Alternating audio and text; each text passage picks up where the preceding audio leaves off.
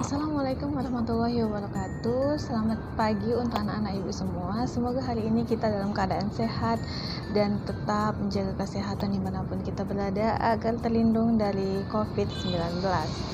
Nah, sampai ketemu kita pada hari ini. Kita hari ini akan belajar tentang tema 6 di buku yang udah ibu bagikan semalam.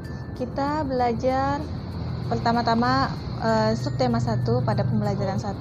Kalian bisa melihat buku pada halaman 2 untuk lebih jelasnya mendengarkan arahan atau penjelasan dari ibu sebelum mengerjakan soal. Nah, pembelajaran 1 kita akan membahas tentang suhu dan kalor. Ya. Pada halaman 2 ada sebuah teks tentang sumber energi panas. Ibu akan sedikit menjelaskan tentang sumber energi panas. Jadi, sumber energi panas itu adalah benda yang dapat menghasilkan energi panas. Jadi, sumber energi panas yang bisa kita jumpai di alam itu contohnya adalah matahari. Semua pasti pernah melihat dan merasakan bagaimana hangatnya matahari kan?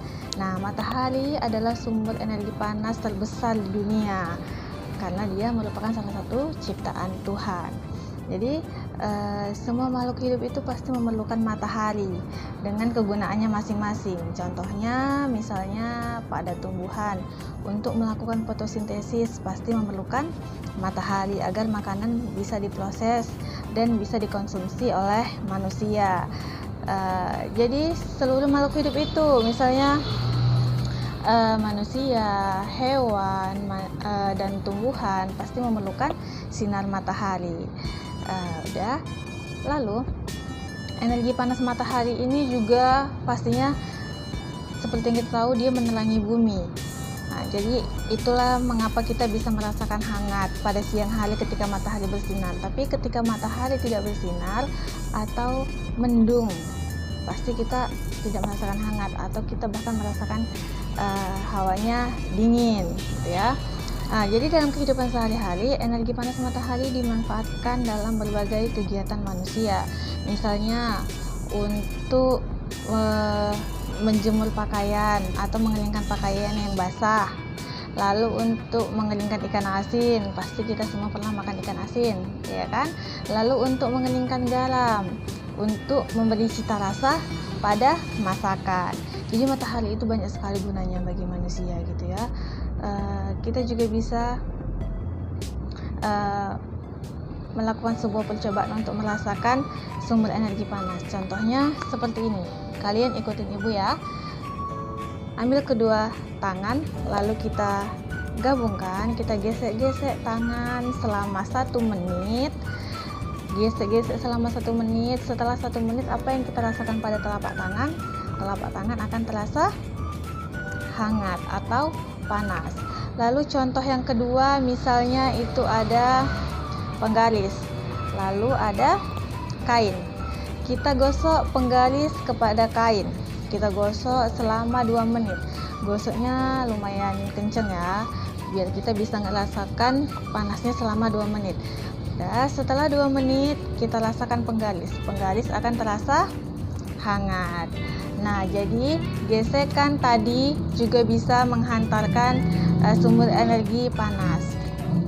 Lalu selain gesekan tadi dan sinar matahari, sumber energi panas juga dapat ditimbulkan atau dihasilkan dengan batu. Misalnya ada batu atau batu kerikil ya. Batu kerikil kita gesek itu juga akan hangat, akan terasa panas, apalagi kita geseknya sampai lama. Bahkan dia bisa memunculkan percikan api. Jadi pada zaman dahulu, orang-orang dulu itu kalau dia mau membuat api, mereka menggunakan batu kerikil, digosok terus untuk menghasilkan api atau membakar kayu-kayu akan terasa dingin. Itu pada zaman dahulu. Kalau pada zaman sekarang kan udah canggih, zamannya udah modern, udah banyak pabrik yang membuat korek api atau membuat kompor dan benda-benda lain yang bisa menghasilkan api secara instan tanpa proses seperti yang dilakukan oleh orang zaman dahulu, gitu kan. Nah, jadi cukup penjelasan ibu tentang sumber energi panas. kalau kalian belum paham tentang penjelasan ibu, kalian bisa membaca di halaman 2. Jangan malas baca ya, supaya semakin pintar. Nah, jadi setelah ini ibu akan memberikan tugas kepada kalian, di mana tugasnya adalah berdasarkan dengan penjelasan yang telah ibu jelaskan tadi. Sampai sekian penjelasan ibu. Jika ada yang kurang paham atau ada yang ingin bertanya, silahkan di grup WA, ibu akan segera merespon. Setelah ini ibu akan memberikan tugas kepada kalian untuk melakukan evaluasi tentang pembelajaran 1. Tetap semangat ya, dan jangan lupa jaga kesehatan. Assalamualaikum warahmatullahi wabarakatuh. Selamat pagi anak-anak ibu.